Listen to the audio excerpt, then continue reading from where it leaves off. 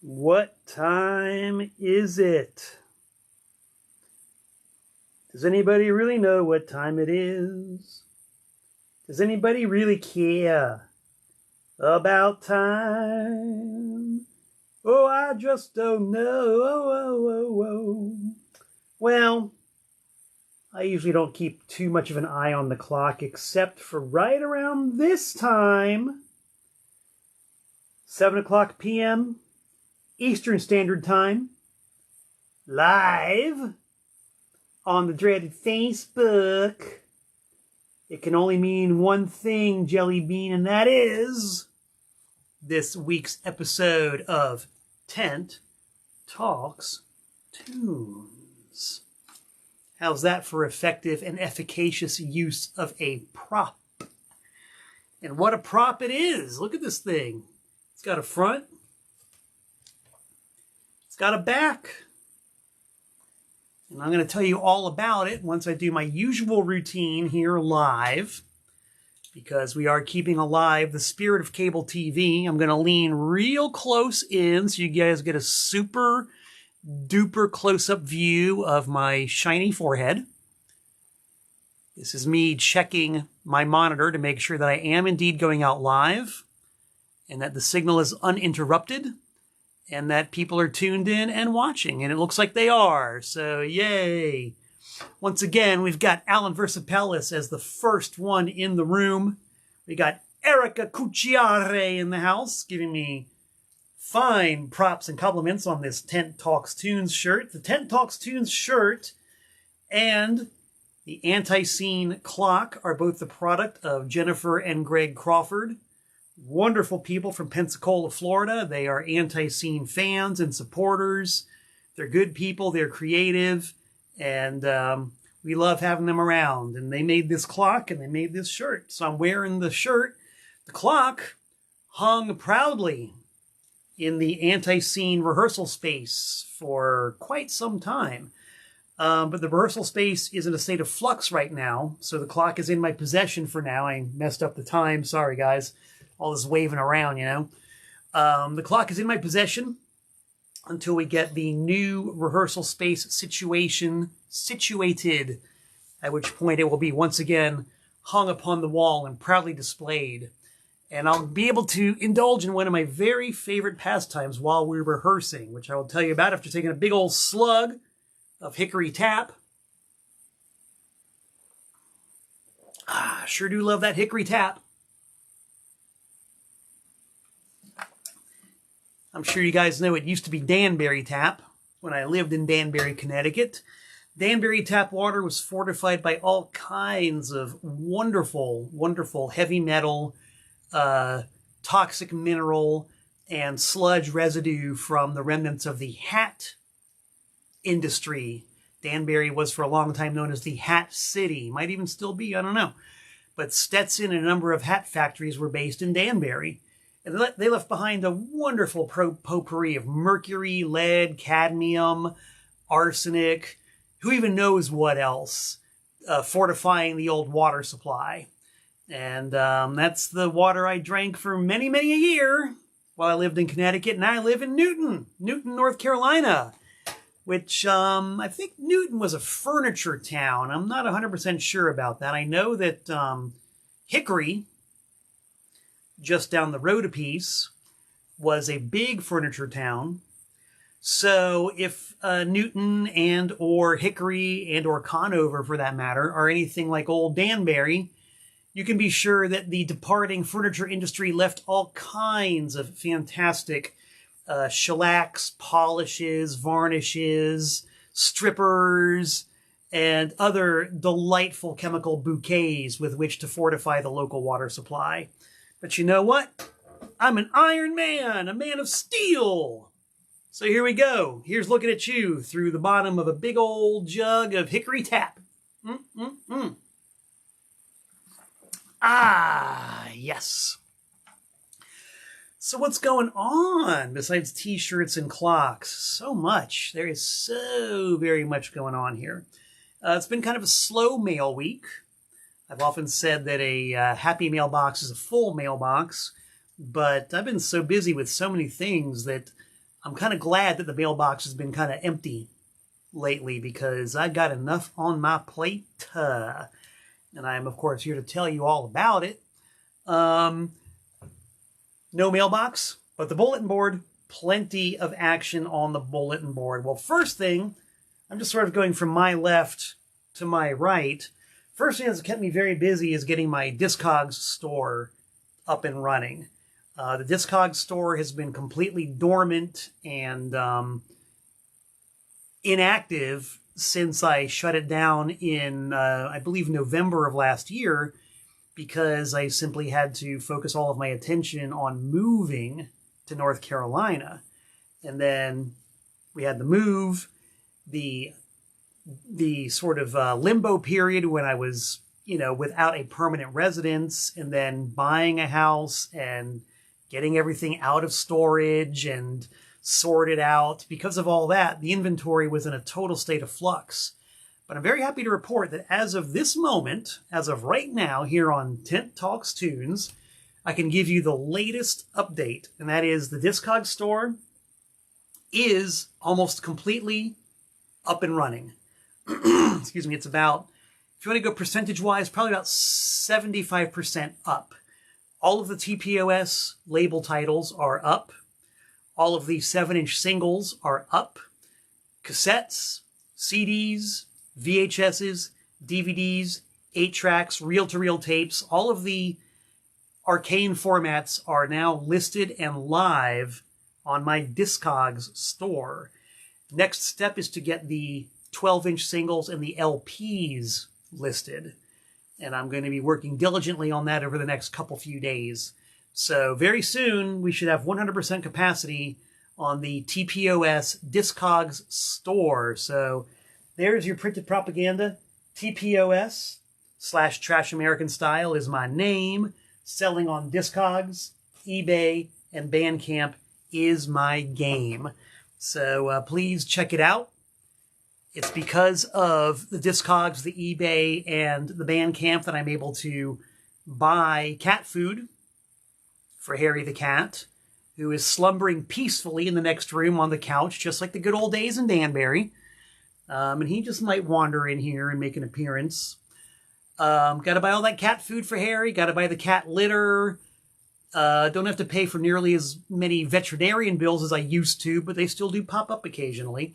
So if you want that cat to remain fat, dumb, and happy, and the star of stage, screen, and television here via Tent Talks Tunes, please visit my Discogs. TPOS Trash American Style. Discogs, eBay, Bandcamp.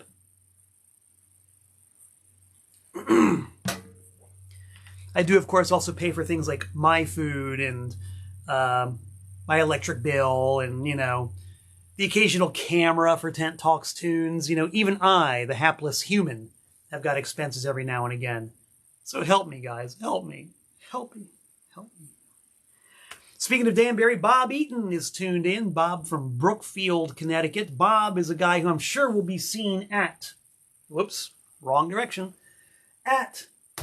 Where did it go? Oh, there it is. It seems like every week I manage to have one flyer that I manage to not hang up on the bulletin board. And this week it was indeed the very critical Danbury Record and CD Expo flyer.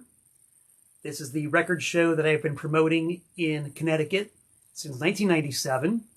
Even though I live in North Carolina, I will be commuting to Connecticut twice a year to do the Danbury Record and CD Expo. I will be set up with 3 tables, chock full of new and used musical mayhem and merriment. Records, tapes, CDs, 8-tracks, everything I was just talking about earlier. Everything from the Beatles to Jeff Beck, everything from Zephyr to Zappa, everything from ABBA to A Certain Ratio, everything from Devo to Dire Straits. My motto is, if it's good music, I'm going to put it on the table and facilitate its delivery to you in exchange for some legal tender. So Danbury, there's the official Honest to Jaw flyer. May 17th, it's a Saturday. It's going to be myself and a room full of other very high-quality dealers. Come on down and check it out. Bob can testify. He will vouch for the fact that this is a fine, fine event. We got Gary Forney from Iowa tuned in. Hello, Gary. Gary, the search continues for the master recordings you sent me for the Studio Punkin album. Yes, Gary is the mastermind behind the band Punkin. And there is a full-length studio album that is due on TPOS. All I got to do is find the dang master. Ugh. It's in a box. And the boxes are getting more organized day by day. So, fret not, Gary. In fact, Gary, if you're there, you've got an exciting new hand-lathed record coming out. If you have a link to post so that people can see it, I think they might want to see it. I know I want to see it. You sent me the link earlier, and I'm a big fan not only of Gary Forney music, but also of hand-lathed records. So to me, it's like the collision of true heavyweight championship formats and artistries.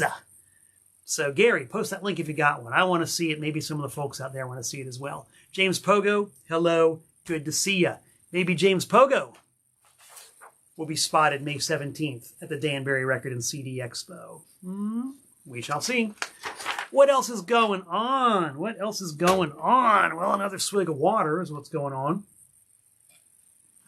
I love that shellac. We got events coming up, rock and roll events, because I, Malcolm Tent, love to rock and roll all night and labor every day sorting out the records and the tapes and the CDs. That's how I relax. That's what I do in order to unwind. And what I do to get all wound up is, of course, rock and roll. It's all about the rock and roll, man. So we got a few very exciting rock and roll events, and let's see if the old guy can deliver them to you in proper chronological order. I'm going to make every effort to do so, because I've been doing Tent Talks Tunes now for coming up on almost exactly 5 years. And after 5 years, I still cannot get used to the way that the camera has the opposite orientation of real life. So I'm going to ignore the camera, and I'm going to use my trusty, dusty memory to remember that I placed a flyer for the, I got it right, West Side Bowl performance by, you guessed it, Anti-Scene. That's me, look. See? Look at that. That's me. The lightest guy on the squad, 136 pounds. But that's 136 pounds of vegan-powered fighting fury strapping on the Thunder Lumba and cranking up those low frequencies as loud as we possibly can. Yes, Anti-Scene at the West Side Bowl in Youngstown, Ohio. Awesome venue, combination bowling alley, record store, tavern. They got food. We had such a good time when we played there last year, and I am very much looking forward to returning to the West Side Bowl in Youngstown with our good pals Pill Time. Pill Time is a band featuring Mr. Poopy Necropond of the awesome Noisemongers Sockeye, and his band Pig Ride played with us last time. They were great. I know nothing about Pill Time, but Poopy Necropond has never once ever let me down. So I am really, really anticipating this show with glee. April 17th, West Side Bowl, Youngstown, Ohio. The next gig after that is April 19th at Studio 67 in Medford, New Jersey. Now you might think New Jersey, but what you should be thinking is Philadelphia.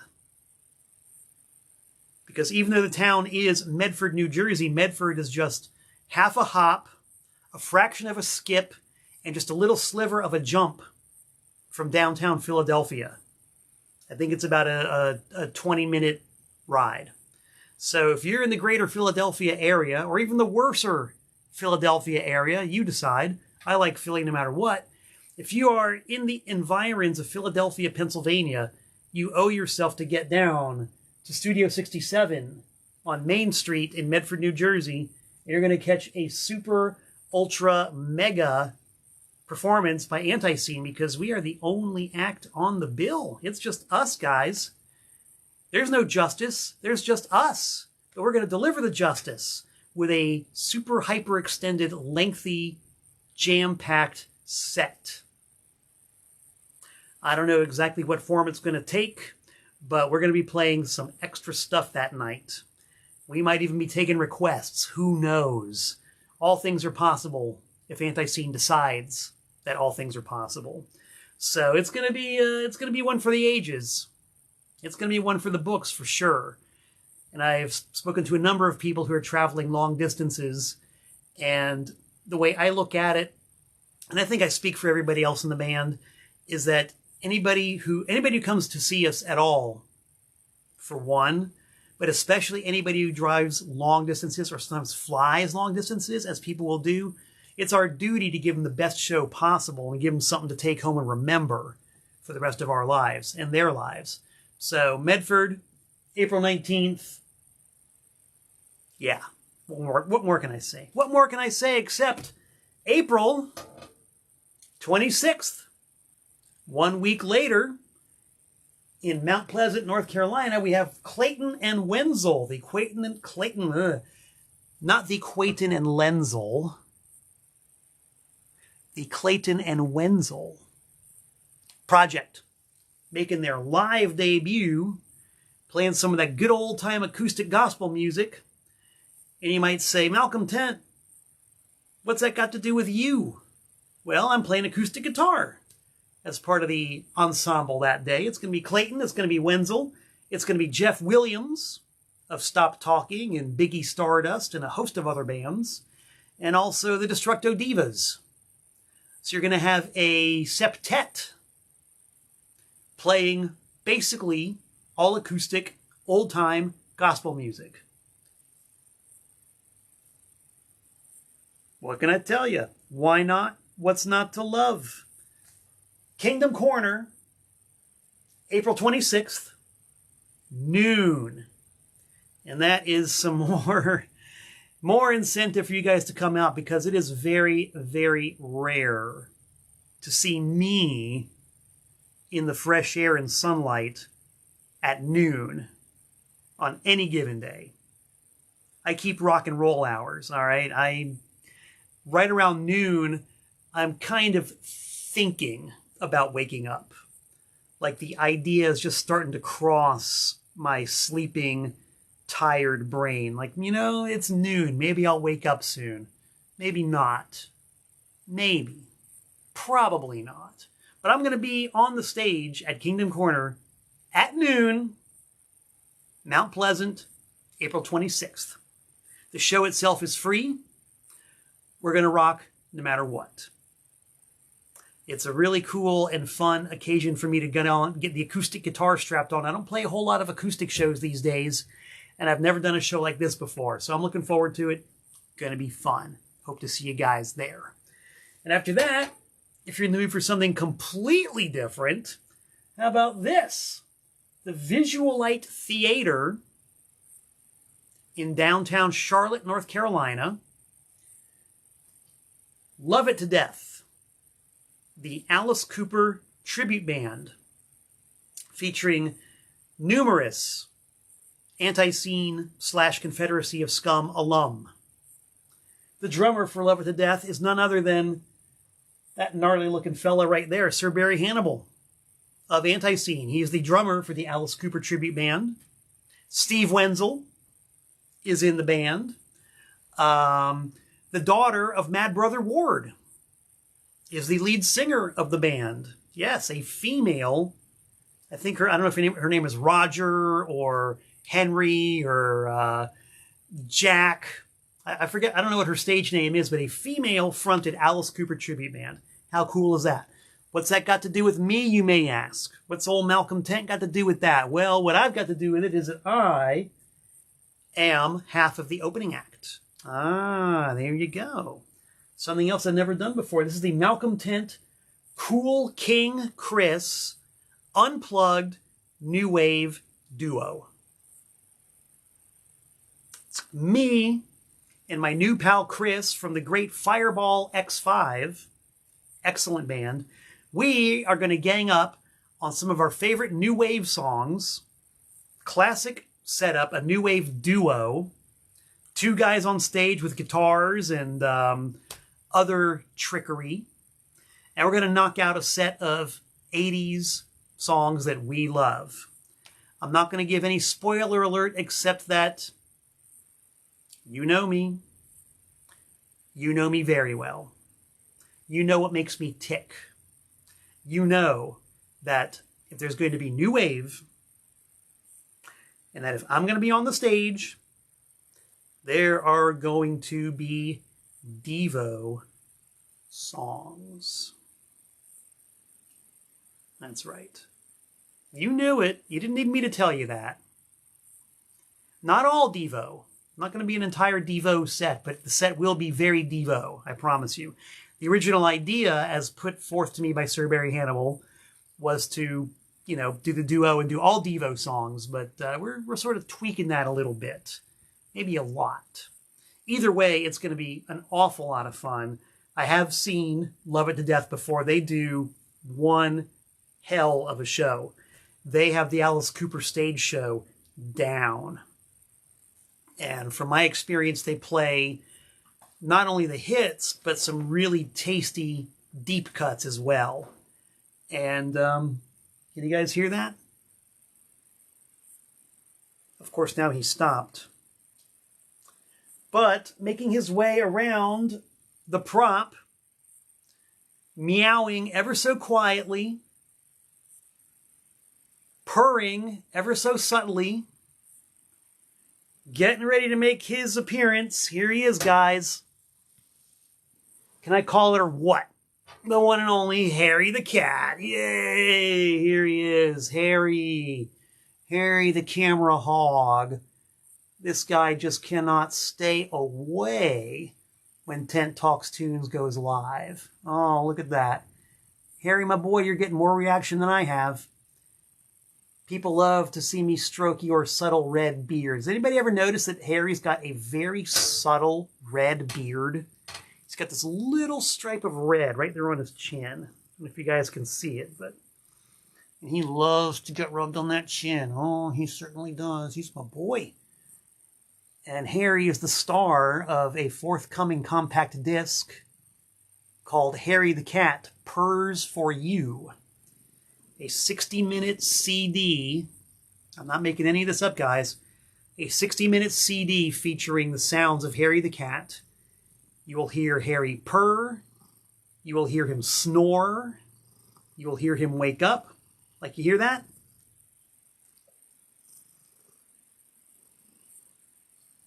Imagine an hour of that in hi-fi stereo, punctuated by the sounds of Harry grooming, and the sounds of Harry snoring, and the sounds of Harry eating, with cute pictures of Harry on the front and back cover, and a special bonus, Harry the Cat paper hand puppet. Yes, a bonus, the Harry the Cat paper hand puppet, designed and crafted by none other than Pissy Chrissy.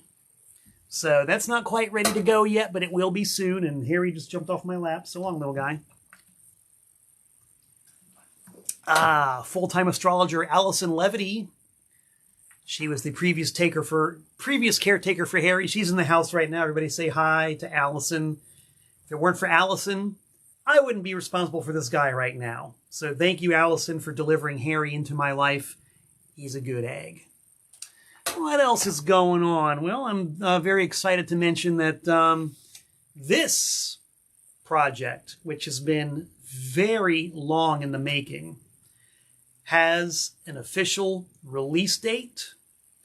The release date is May 24th. May 24th, we're going to see the physical and, I do believe, digital release of My Misadventures with Gigi Allen by Len Colby. Len was Gigi's friend from 1987 till 1992. Len, as you can see on the back there, was Gigi's official videographer, merch man, tour manager. They hung out together. They spent a lot of time together. And Len, who no longer is with us, he actually died. I mean, it might have been within days of him sending me the final manuscript for this book. It's like he sent me the final manuscript, and very soon thereafter, I got the news that he was no longer with us. So the timing on that was just fortuitous and bizarre. So a lot of blood, a lot of toil, a lot of tears, a lot of sweat, but here it is. This is a galley proof, but I fully plan to have it back from the printers May 24th. And you'll be seeing and hearing all the information you need to know about it right around then. Stop, look, and listen. All right, well, that was a pretty good opening segment of comings and goings and doings and events. What do you say we start chewing the fat and do some Tent Talks tuning? Yeah. Last week, I swore I was going to talk about David Bowie. And this is also a suggestion from Pissy Chrissy.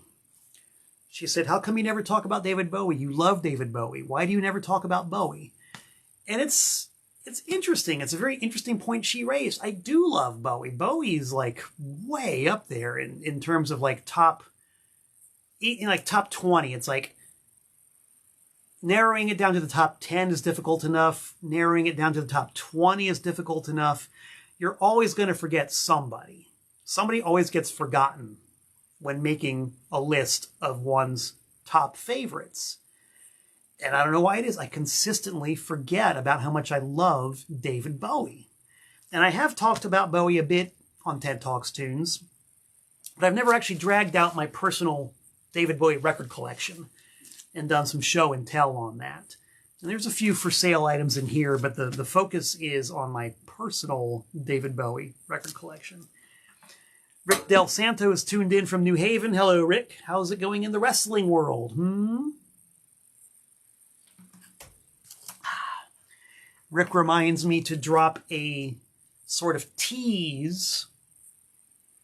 A tease regarding the fact that there are plans for something to happen with Anti-Scene and Abdullah the Butcher, the madman from the Sudan himself. There are plans.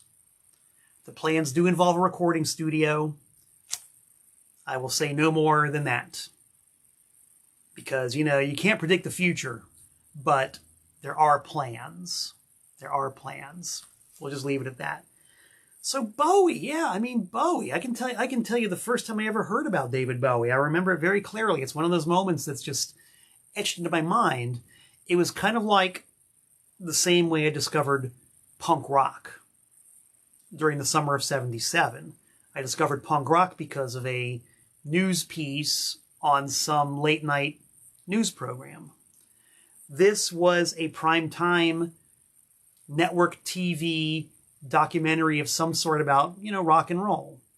And this would have been like around the same time, like 1977, 78-ish.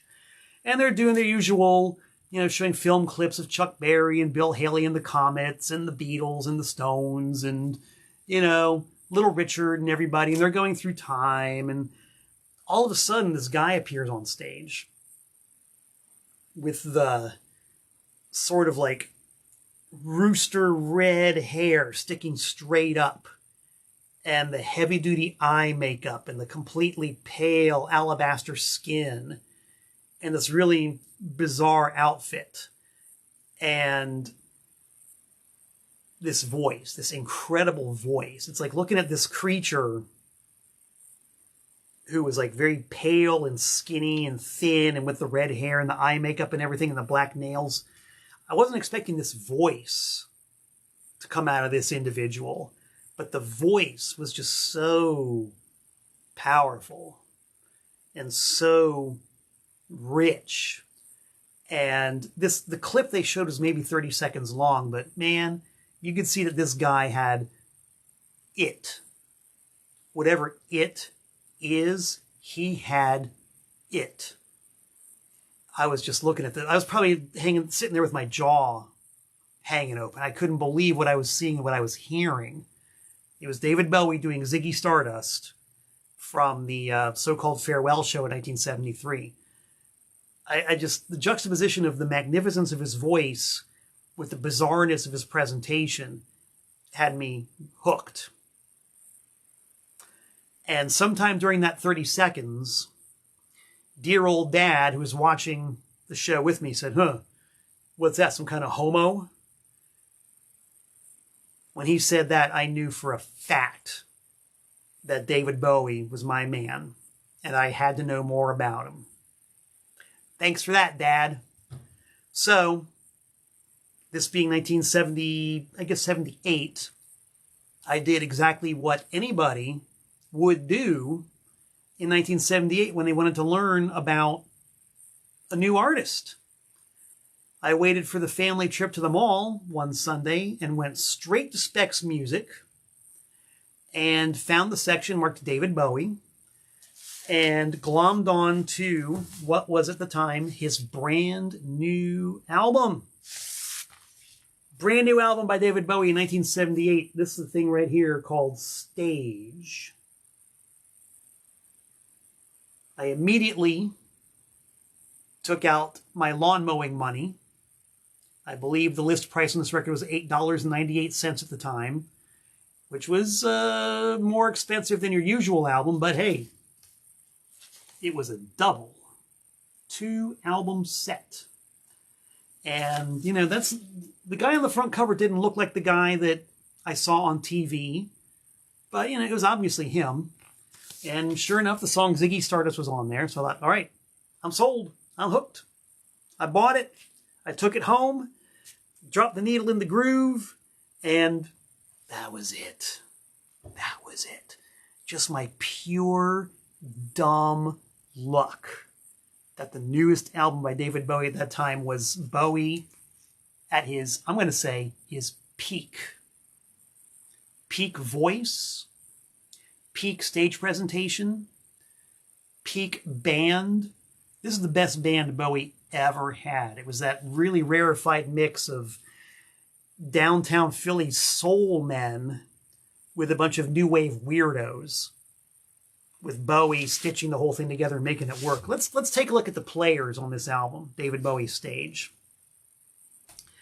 You got Carlos Alomar, a Philadelphia soul man who did time in James Brown's band. You got Adrian Belew, an Illinois new wave weirdo. You got Dennis Davis, another Philadelphia soul man. You got Simon House, a UK violin-playing weirdo. Sean Mays. George Murray, another Philadelphia soul man. Roger Powell from Todd Rundgren's Utopia. And, of course, David Bowie himself. Dude, talk about getting a bunch of disparate elements together and creating a magnificent totality. David Bowie Stage. Oh, yes. Yes, yes, yes. Grant Den is tuned in right now. He says that I gave him a tape of David Bowie doing TVC-15.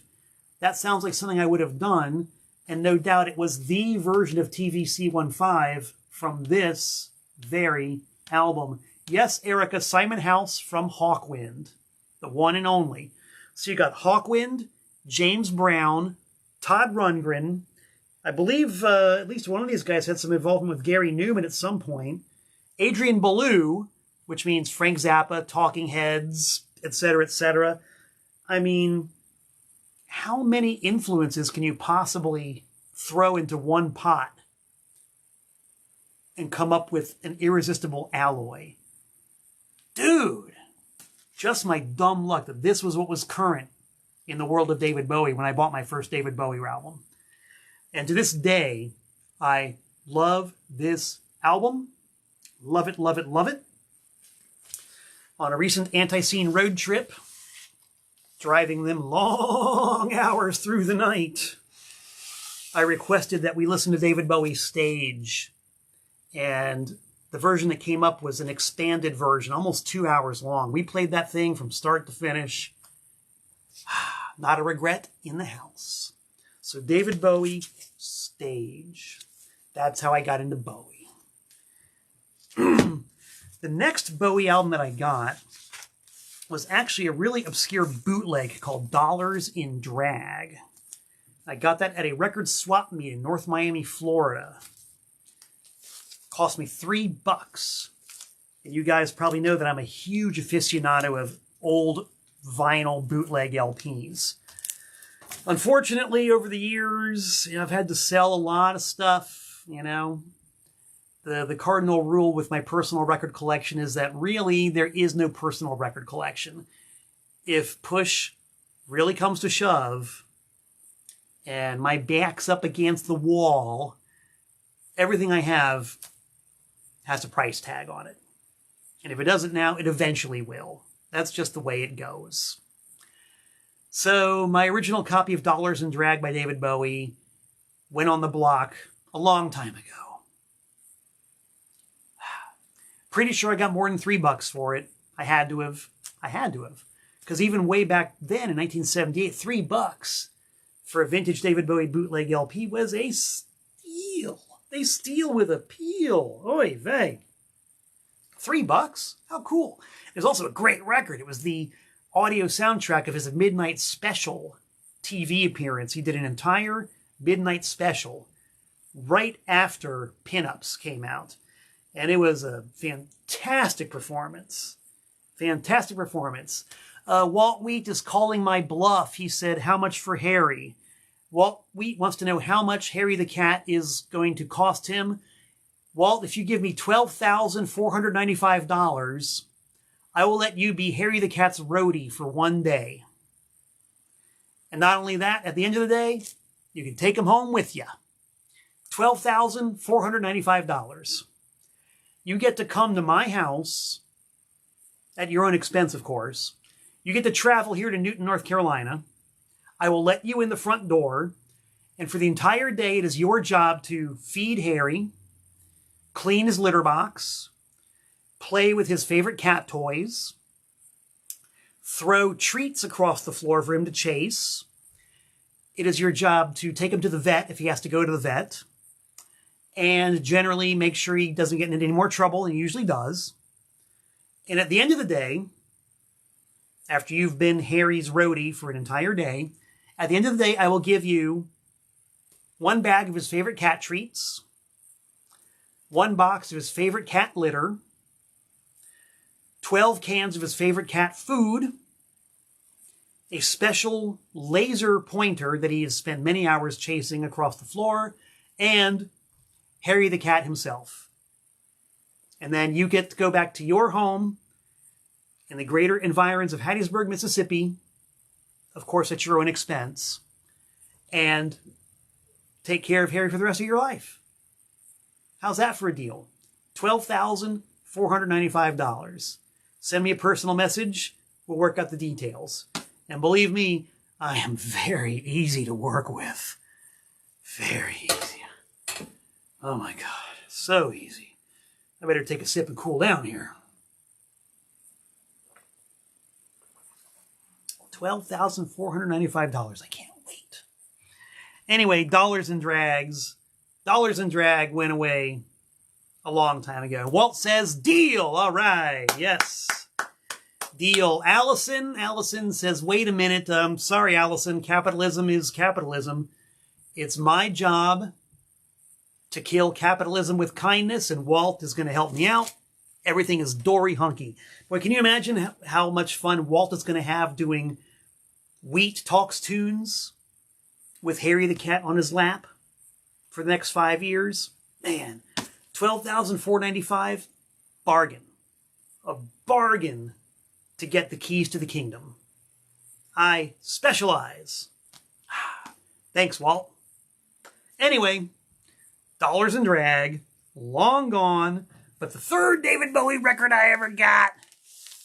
And this mirrors my love for the double live album format.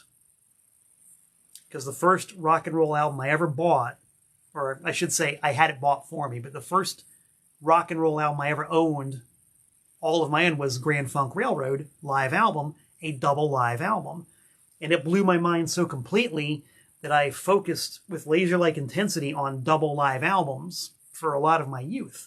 Stage, the double live album by David Bowie, did not let me down. Neither did David Live, the double live album from 1974 on the Diamond Dogs tour. Different animal from Stage. Different band, different persona, different look. Kind of looked more like Ziggy Stardust. Not entirely, but sort of. But once again, just an amazing band with an incredible, disparate cast of players.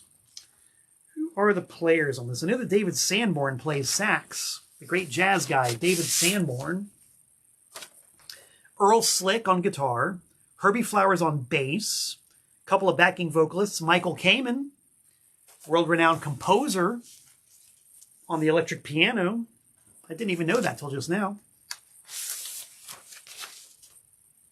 David Sanborn, Mike Garson, piano genius, Tony Newman on the drums. Not as many names as David live, but every one of them an absolute heavyweight player. And yeah, doing all stuff off of Diamond Dogs and Ziggy Stardust and Aladdin Sane. Best version of Cracked Actor ever committed to vinyl.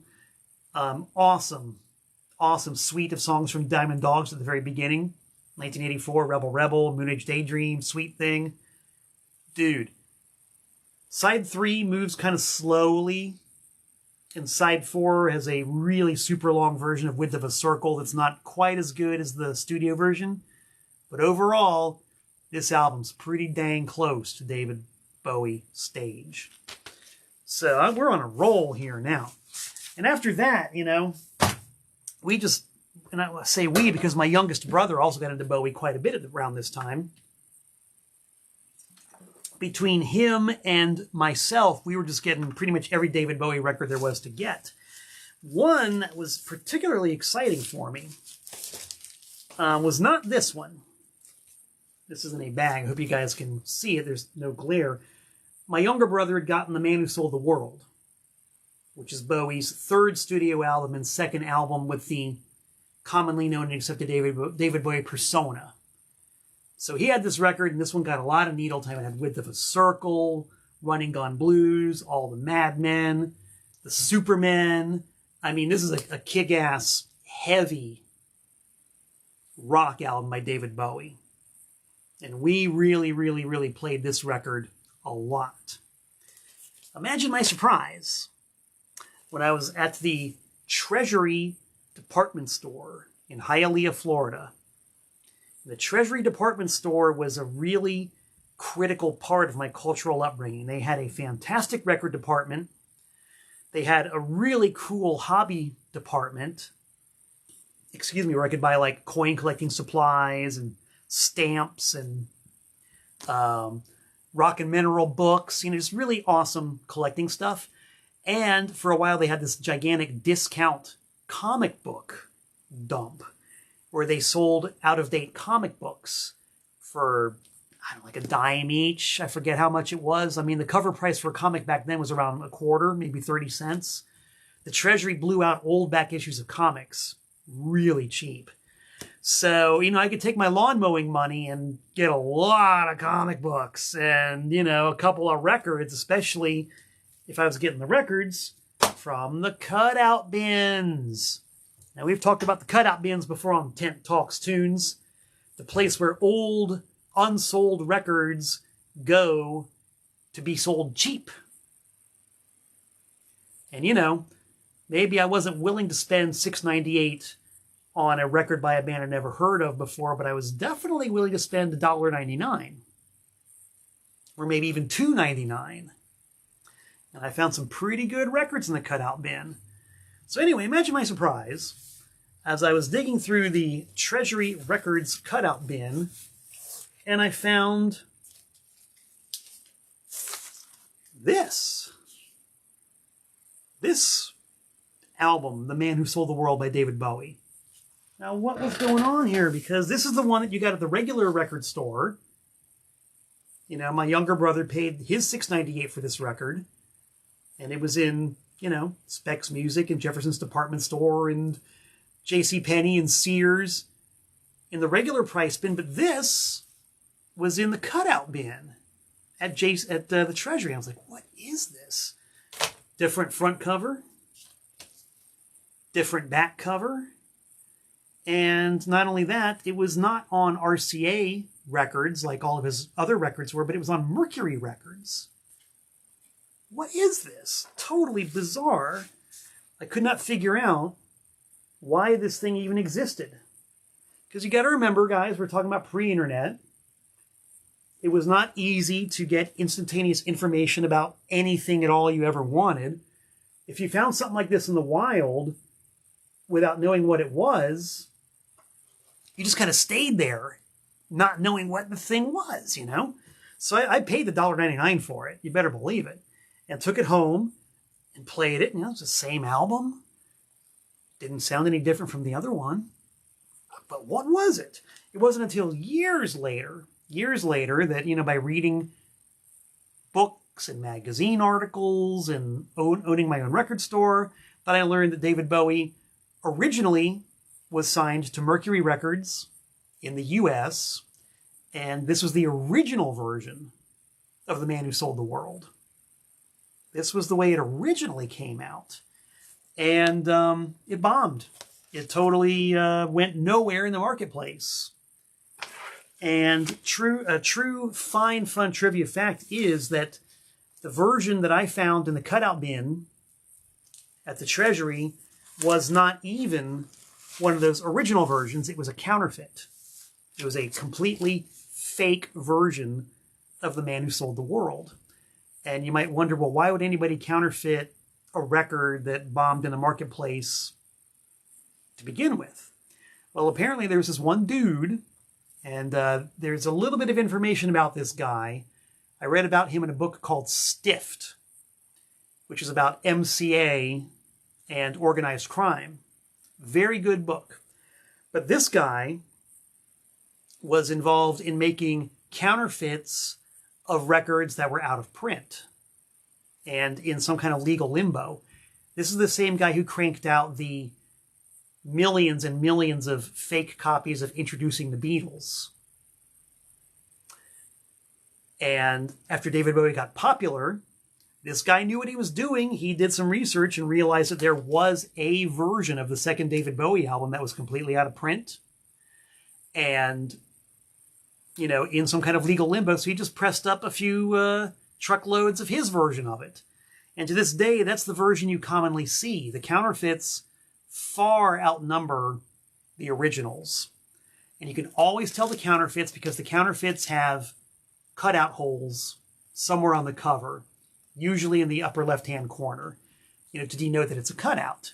They would cut the corner, put a notch in the cover, or punch holes in the cover. So if you've got a copy of The Man Who Sold the World on Mercury, and it's got cutout holes, it's a fake. If your copy has no cutout holes, it's legit. And it took me a long time, but I finally found me a legit copy. Because as you heard earlier, I had to sell my original copy a long time ago. But I got me an original, so that's okay. And not only that, my friends, you want to hear about this David Bowie fixation here? Oh boy.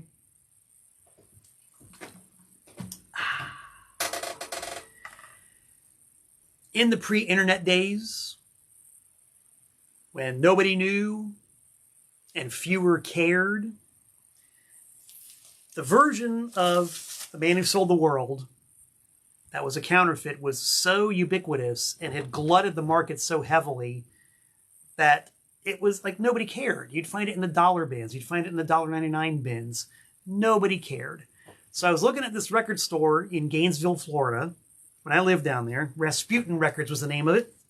And I'm going through the bins, like, oh, wow, look, a copy of David Bowie, The Man Who Sold the World. Oh, wait a minute. No cutout holes.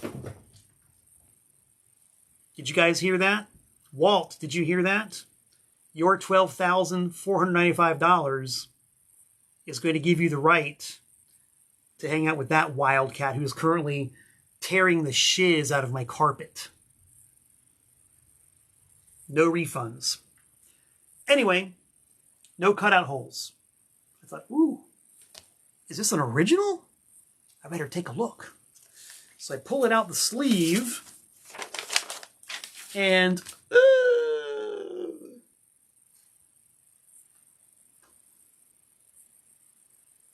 white label promo. Authentic, legitimate white label promo of The Man Who Sold the World. And of course, Rasputin Records put their rubber stamp on the label, the price tag.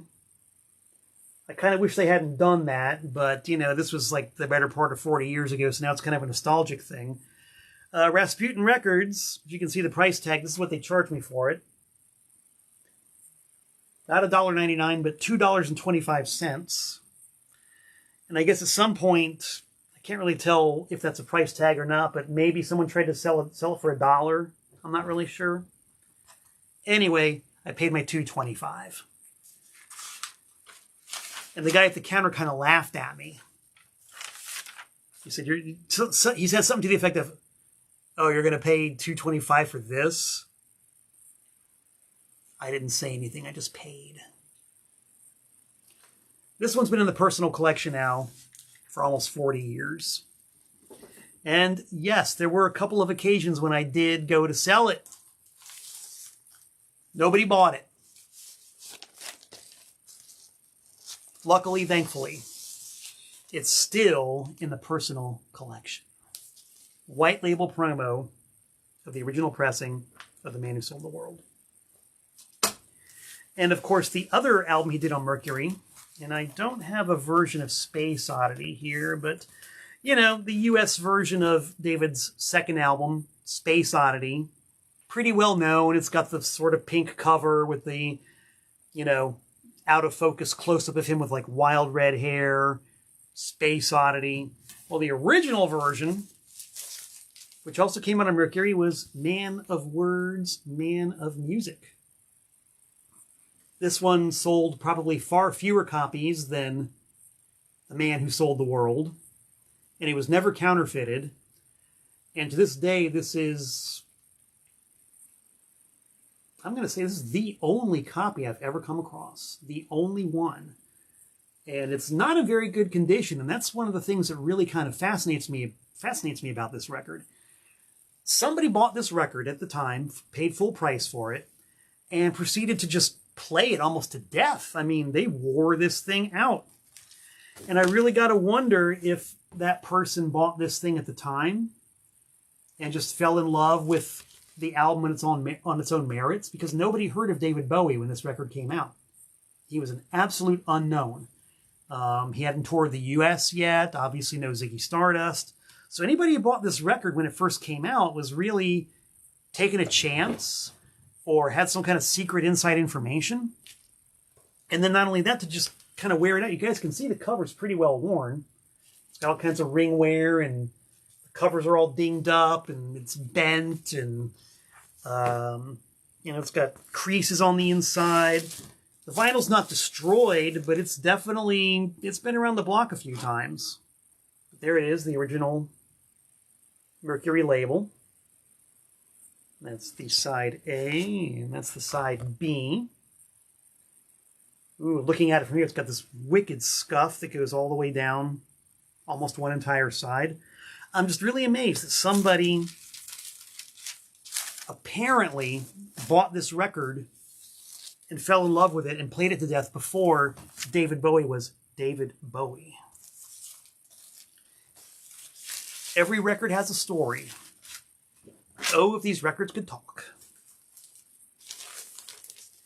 And from there, I mean, we just get into all kinds of arcana, you know. I mean, this is a record of Bowie's that I really loved a lot.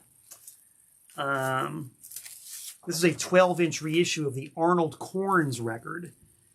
And this one's really interesting because David Bowie, for a while in the early 70s, was sort of positioning himself as a Svengali who had a whole stable of artists. So he was writing songs for a whole bunch of people, producing records for a whole bunch of people. Nothing ever came of any of them except, of course, for, you know, like Mott the Hoople. This one, this guy Arnold Corns was David Bowie's, I think, hairdresser. And Bowie wrote a few songs for him, released a record, it bombed, and that was the end of Arnold Corns. But what's really cool about this one is that the songs he wrote for this guy were like prototype versions of Ziggy Stardust songs. Hang On to Yourself is one of them. Moon Age Daydream is another one. And the versions are completely different. Like lyrically, musically, absolutely different from what ended up being released later.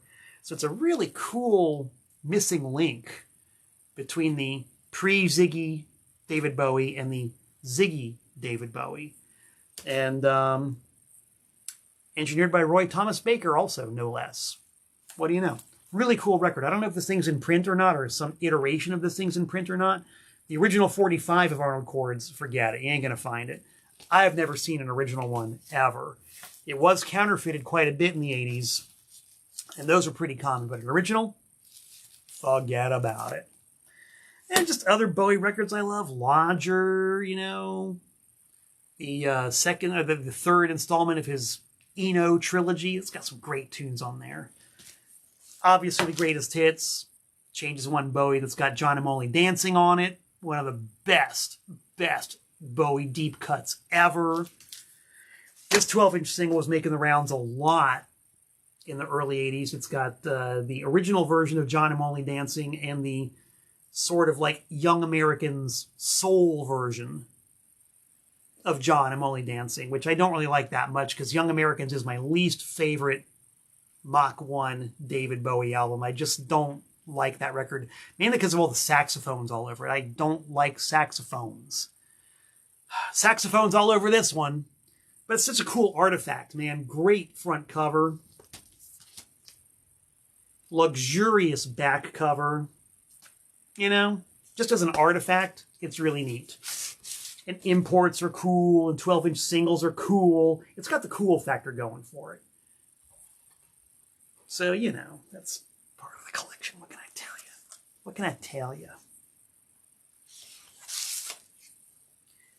Really neat promo 12-inch single for Fashion, which is one of the highlights off of his Scary Monsters album. RCA always was a second-tier label, but they did occasionally come out with some pretty cool product, like this promo 12-inch single with some really neat custom label text and a smidgen of artwork on it. That's kind of cool looking. It's just Fashion, album cover, album version, both sides. It's not any kind of weird colored vinyl or anything, but it's just kind of neat. You know, I'm a collector. What do you want? I can't help myself. Sometimes these things, if you hold them up to light, you will see colors.